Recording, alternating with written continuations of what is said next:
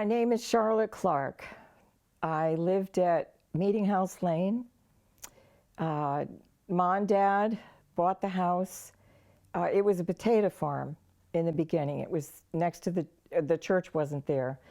My grandfather, who lived across the street, Daddy's father, was the first postman in Orange, and he used to deliver mail by horse and wagon.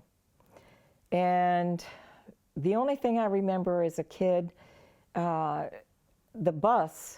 city bus used to come from the post road through to 34, and I was always instructed when I was a kid that I couldn't cross the road until after the bus had gone. So that only was for a short time. My grandfather's house, I spent a lot of time when Mom and Dad were working, or because I was 5 years younger than my sister, 6 years younger than my brother.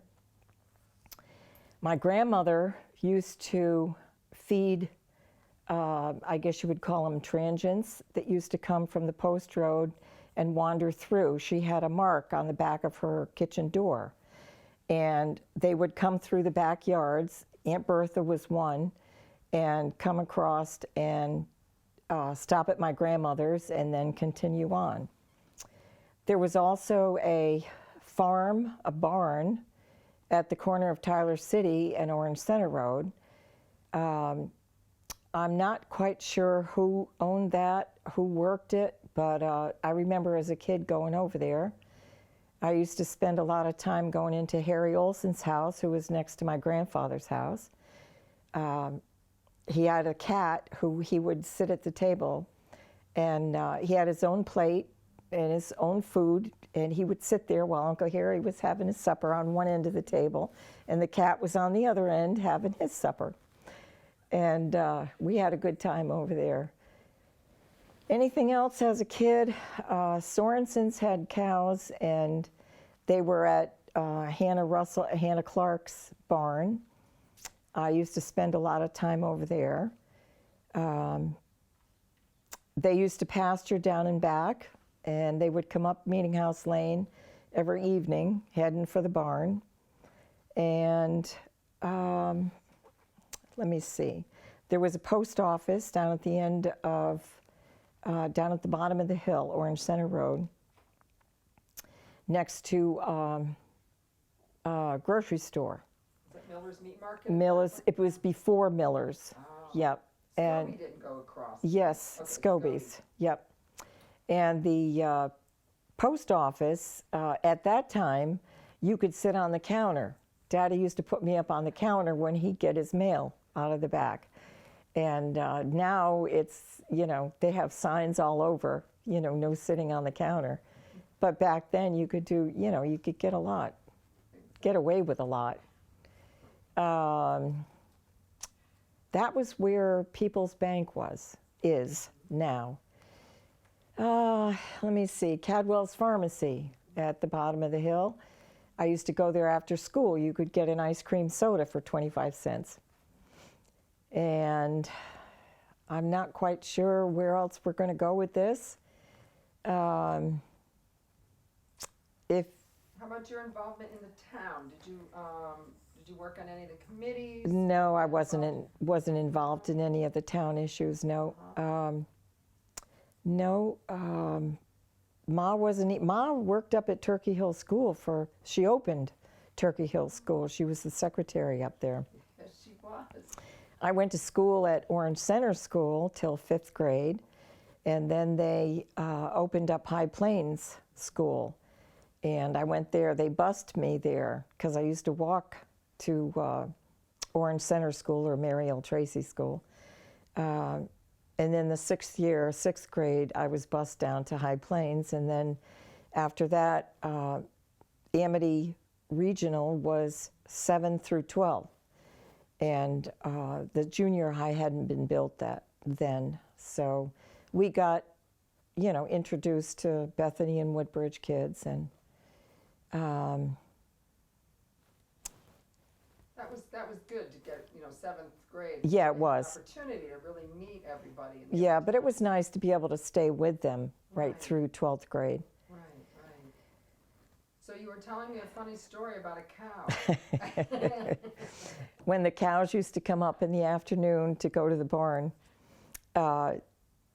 it was one of our jobs to get up and chase them off the front lawn because they used to come on the front lawn. And I offered to do it one night because I was having some supper that I didn't really like. So I picked up the piece of liver and I went outside to chase them off the lawn, and I handed it to one of the cows, and she took it, and that was good for me. She took it away, so I didn't have to eat it. I didn't know that they ate liver. Yeah, I didn't either, but she took it. I didn't care what she did with it. And the Fireman's Carnival was on the green.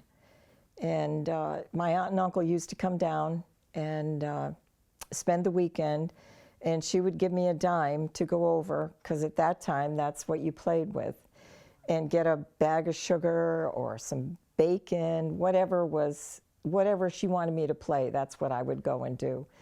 And if I won her something, I would run back to my house, and she'd give me another dime, and I'd go back and try to win something else. But that was before it went to behind the town hall, and before it went down to High Plains. It was good times back then, very good times.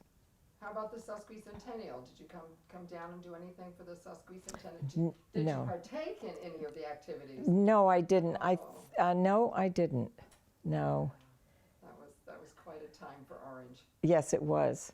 I remember, but no, for some reason we didn't get into it. Yeah. So now you have your brother does a lot in town. Yes, he does. That's Skippy Clark. Yep, and his son John, who has the business now, and they do a lot of work in Orange. And I'm not sure. I live with my daughter in Woodbridge now. Her father moved to Maine, so we got quite a bit of his property, and so we live there. And I'm at a loss for anything else. Oh, that's great. Oh. I wanted to ask, you mentioned before about how you knew the Sorensens. Was that you lived near them, or? No, they used to rent the barn from Hannah Clark, and they had their cows there. Oh, okay. And were they milkers? They had, Yeah. Yep. And Yep.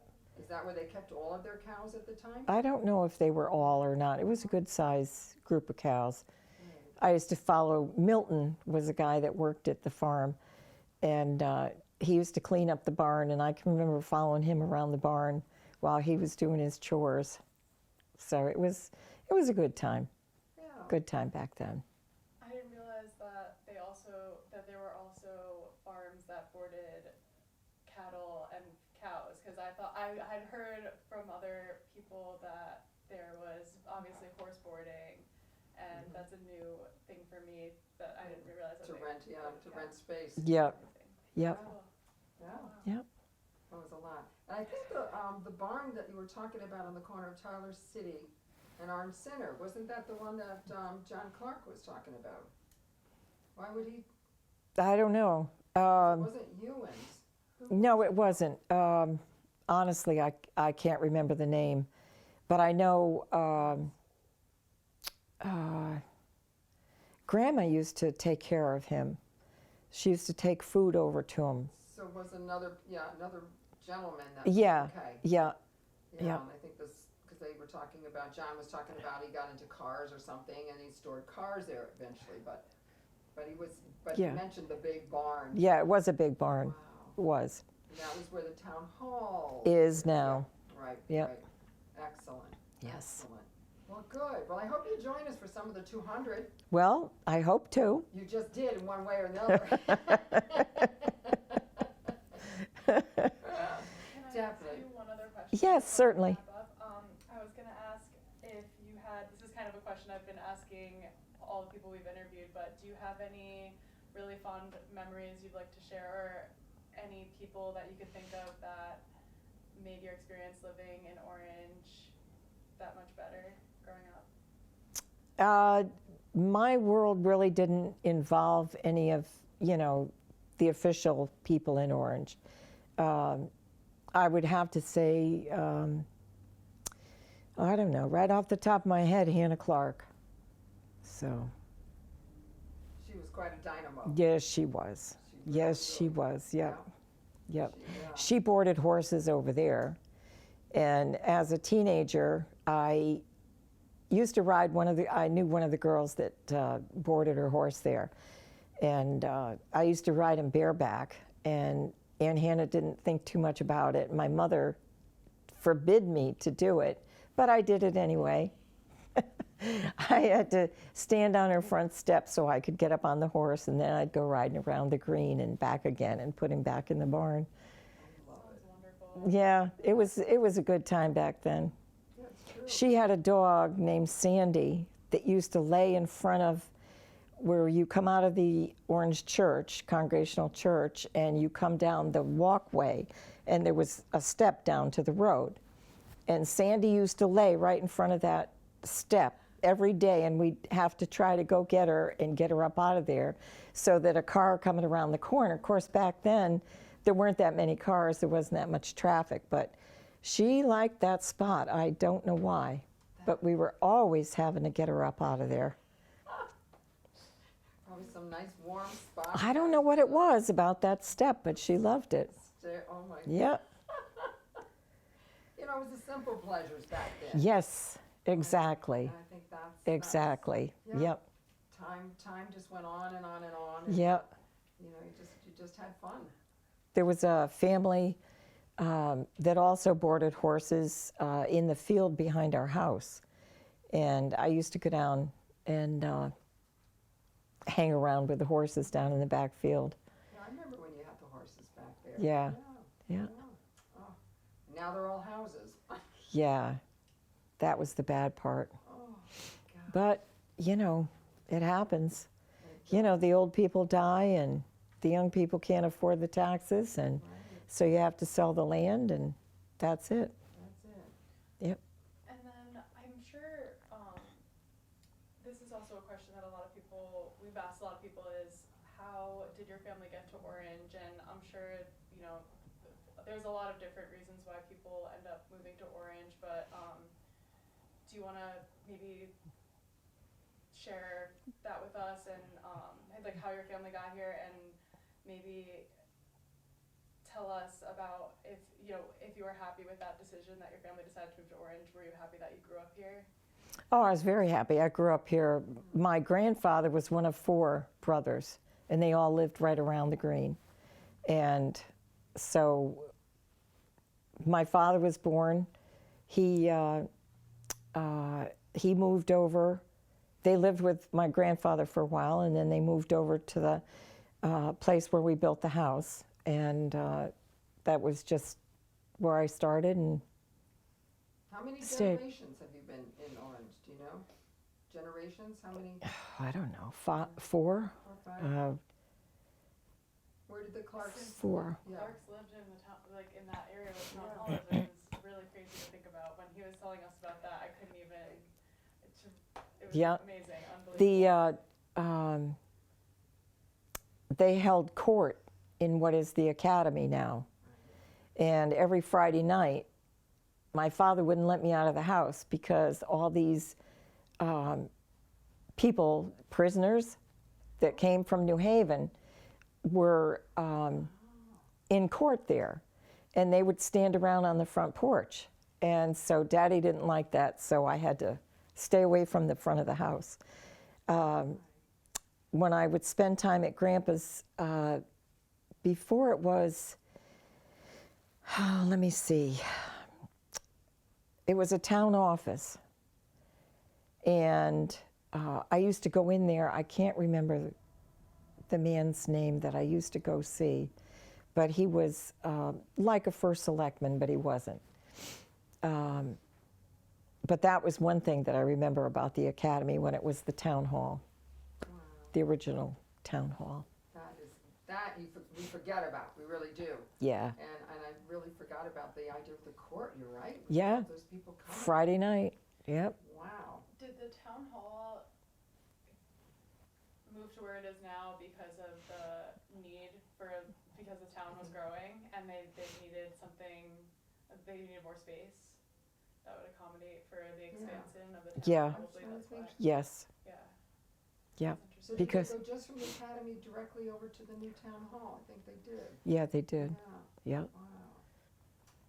Yep. It's just all these little pieces that just keep Yes. coming together. And Yes. you know, kind of like the puzzle's being completed.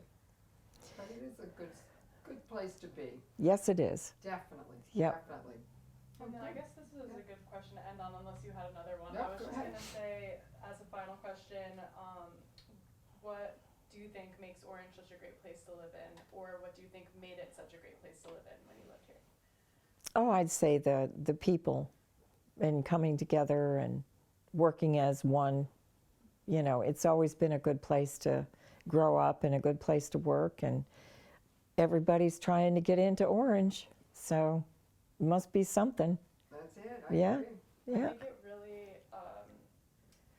is a lot of the credit goes to the fact that it is still, you know, such a agriculturally based community, and that that's kind of the foundation of Orange, and that sense of community really stems from that mentality and that just mindset of, you know, farming, working together, and having that sense of community is really important. I think that's what makes Orange really great. I agree with you.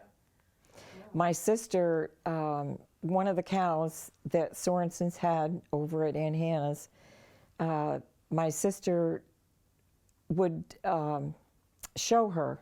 Oh. And she actually named the cow, my middle name was Anita, and my mother's middle name was Anita. She named the cow Anita. Well, she was going around showing the cow with a lot of other 4-H people. And the cow laid right down on the ground, and she would not get up. And my sister was down on her hands and knees trying to beg this cow to stand up, and she would not get up. And that was the end of her You should running for a ribbon. have brought out some liver. Yeah. Oh my God. Yeah. That's amazing. Aw, thank you so much. Yes, we're Tell us talking about Halloween. Halloween tradition. Yes, it was tradition too. Every Halloween, as long as Eloise was home and my sister was there, we would go over to the church. We'd go in the side window on Orange Center roadside across from Tyler City Road, and I'd be the lookout, and I'd boost them in, and they'd go up to the bell, they'd ring the bell, and as soon as Mr. Byrne, you'd see the lights come on, and here was Reverend Byrne come running out of the house, and I'd have to yell, "Come on, come on, come on, he's coming," and down the stairs they'd come and out the window, and we'd take off down through the church parking lot, down the street, down the road. It was so funny. We'd laugh and carry on, but that was a tradition for Halloween. Excellent. Every Halloween we did that, as long as Wheezy was home and my sister was home. So of course, Yes. did you ever get caught? No, we never did. Wow. No, we never did. Oh, that is awesome. I think he kind of thought he knew who it was, but he couldn't really, he never did actually catch us. That is awesome. Yes. Very, very good. And I bet everybody in town was waiting for that bell to go off. They might have been. Oh, Might have been. She got a good, 2 or 3 rings out of it, and then that was it. oh, great. Very good. Thank you for sitting back down for that. Yes. It was so worth it because the way when he was telling that story, you could just tell like the memory came back to him and he just lit up. And Yeah. And it's Yeah. the same with you too. And that's why I Yes. was like, we gotta sit down for a second and just rehash this because that was just exactly what we needed to go along with that. Because I did want to know more about that. That was a really interesting story. And he was telling us too about how like on Orange Center, like you guys were too little to like cross that road, and it wasn't Yeah. as busy as it is today, but still there were cars on it, so you had to have that horn too to signal that you were going to be crossing to have someone come over and get That's you. what she Yep. took down. And my grandfather was in the habit of backing out onto Orange Center Road. And after the third time that he backed out and ran into a car, Daddy had to take his license away from him, and his insurance was dropped because we just couldn't make him understand to go turn around in the back and come out that way. He was not used to the traffic. You know, it was always horse and wagon with him, and then and he had a station wagon that had running boards back then. That was really cool. And down Meeting House Lane, there was a lumber yard almost to the Ridge Road, and it was on the left-hand side. And they used to call him Bang Bang Birdie because the car just would, every once in a while, let out a bang. And we would go through the lumber yard, and I'd ride on the running boards. And Ma never knew that I rode on the running boards because that would have been it. I couldn't have gone again. And this is with your grandfather? Yeah, my grandfather. Yep, and he used to go down and back. There were some Italian families that had a farm garden down and back. You went down Meeting House Lane, and then you turned and you went way in the back there. I think the volleyball, no, soccer court, what courts are back there now? Now, down you're talking Wolf Park. Yeah, Wolf Soccer. Park. Mhm. Okay, so it was all gardens back then, tomatoes. Wow. And while they were picking, Grandpa would go down and he'd take a pail and we'd go talk to the nice old ladies, and they'd fill up our pail with tomatoes, and we'd turn around and come back home again. Wow, that is great. Those were the good old days. Nice. When they were going to dig for the park, there was I guess we went, there was some historical committee.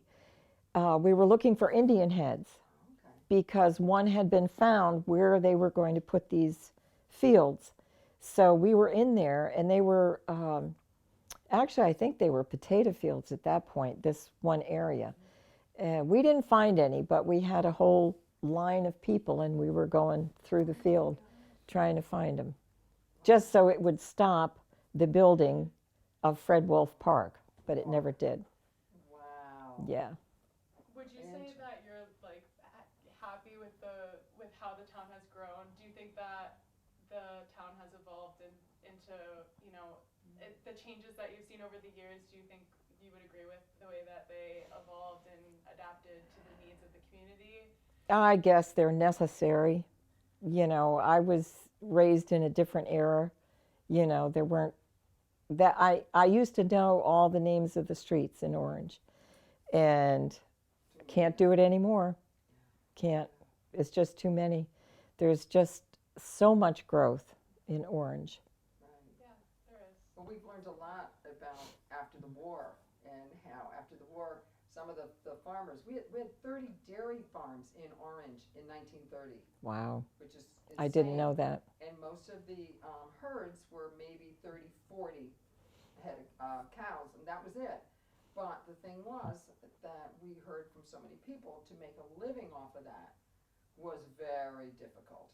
And so you either had that one farmer that was able to buy more land, increase his crop, and move that way, and then end up, making, quote, more money, or you had the others that just couldn't do that. And so after the war, there was a huge boom where a lot of the farms just folded, and we had neighborhoods being built, just not one house, a whole neighborhood. Mm. So I imagine that was a real shock for some of the old timers in town. Yeah. Just like all the farms that are folding now. Exactly. But I think it's more of, they can't pay the taxes to keep them. Yeah. So, Yeah, it takes a lot of work. yes, it A lot of work, does. A lot of money. Yes. Oh, Yeah, that was really great, and just reminiscing That of was the how your memories is just this was a really nice time. Thank you again for sitting. You're down. welcome. and the sawmill. That's Oh, the the saw- first yeah. time I've heard of the Yeah. sawmill. Yep. Wow. Yeah, it was pretty active. Huh. Yeah. I mean, it makes sense. You definitely need to have the wood cut and stuff, but I never knew it was down Yeah. there. Interesting. And we still have people today that when Joey goes out and plows up the fields, we have a couple of people that will show up and looking for things, and they have found Revolutionary buttons off of because I guess out here they had an encampment, Okay. and then of course arrowheads, every once in a Yeah. while pop up because we have the Wepawag Indians. Yeah. So it is Yeah. neat what We used to go swimming down at Weppawag. Did you go down to Tin Bridge? Uh, Or you not to went with swim, not to Yeah. swim. No, we used to. Anna Mae was more going down to Tin Bridge. We used to go as a family, dog included.